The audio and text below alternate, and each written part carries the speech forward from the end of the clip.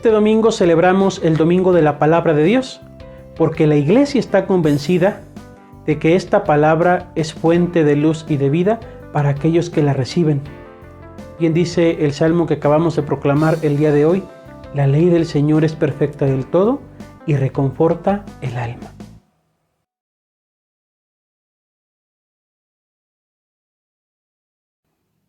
La palabra de Dios siempre ha estado presente en toda la vida de la Iglesia, y muestra de ello es la liturgia. Cuando nosotros acudimos a la Santa Misa, antes de participar del sacrificio de Cristo en la cruz y de comulgarlo, lo primero que hacemos es escuchar su palabra.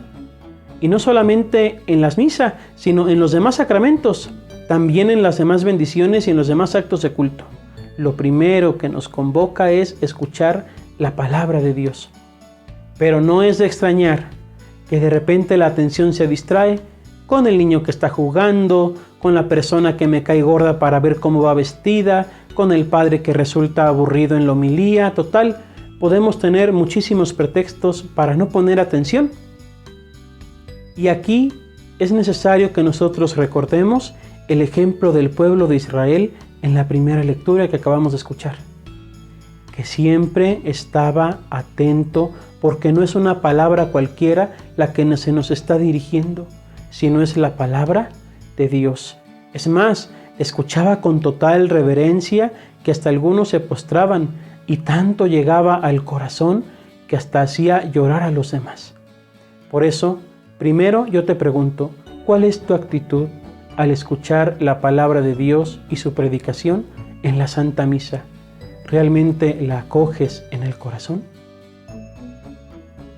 Por otro lado, el hecho de que la palabra de Dios esté presente en la vida de la Iglesia no debe entenderse de un modo abstracto, como si solamente en el templo, con la asamblea, nosotros podemos escuchar la palabra de Dios. Es muy triste saber que muchos de los cristianos que somos católicos, nada más nos quedamos con lo que tenemos en la Santa Misa, con lo que escuchamos y alcanzamos a retener. Cuando a nosotros se nos dio el sacramento de la confirmación y de la primera comunión, se acostumbra a entregarse el libro de la Sagrada Escritura. Es más, a los nuevos esposos cristianos se les entrega el libro de la palabra de Dios, y también a los sacerdotes. ¿Por qué? Porque es para que nosotros entendamos que la palabra de Dios debe estar presente en nuestra vida personal. Porque la palabra de Dios no es solamente un libro en el que nosotros podamos tenerlo para guardarlo, para presumirlo, para que se polvee o para tenerlo en el altar. No, la palabra de Dios es para que nosotros nos encontremos con ella. Porque la palabra de Dios no es un libro, la palabra de Dios es una persona y es Cristo.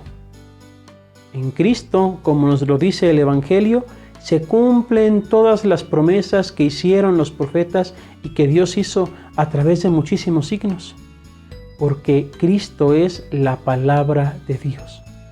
De tal manera que cuando yo entro en contacto con Él, es cuando voy a tener la vida para mi alma.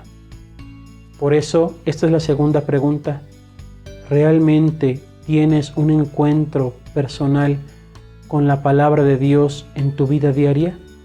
¿La palabra de Dios está presente en tu vida? Acuérdate, el que desconoce las Escrituras, desconoce al mismo Cristo. Alabado sea Jesucristo.